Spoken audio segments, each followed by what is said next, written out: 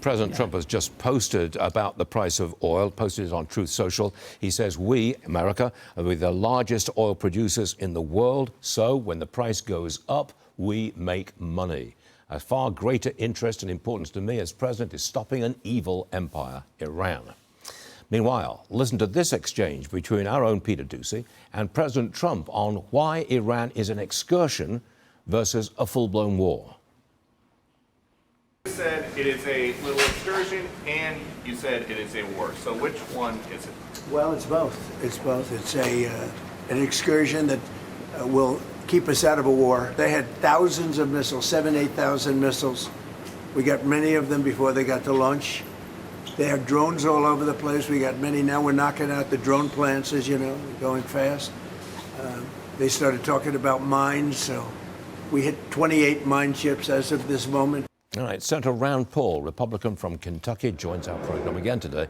Senator, how do you see it? Do you want us to walk away from this war right now? Well, there's a couple of questions. The Constitution outlines how we're supposed to initiate or declare war, and that's supposed to be through a vote of Congress. We haven't done that. We did vote not to have that vote, so there's at least some debate that we've had. Now that we're in the war, there's a question of whether or not it's good for America.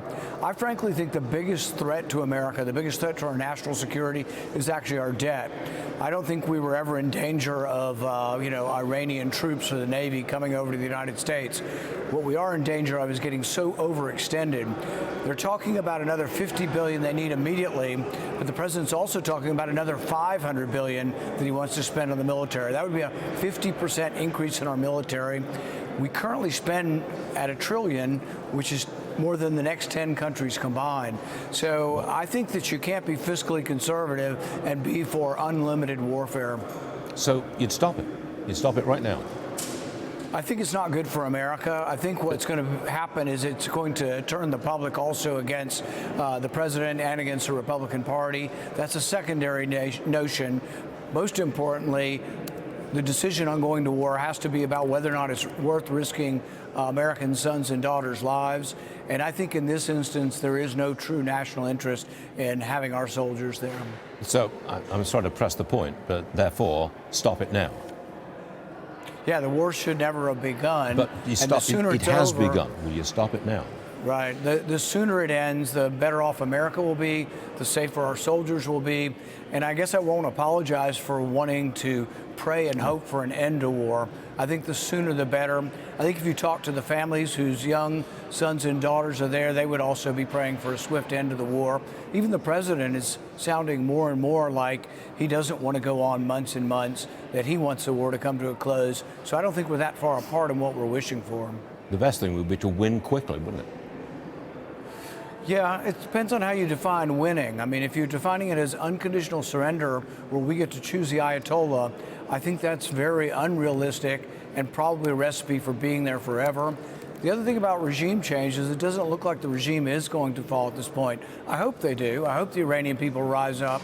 But ultimately, liberty is only really won when a people fight for it, when the people who live there fight for it. So we have decapitated the regime. We've knocked out all the weapons. We have incredible superiority. We have complete rule of the sky and the seas. But in the end, in Venezuela, the same regime is still in Venezuela, and the same regime is still in Iran.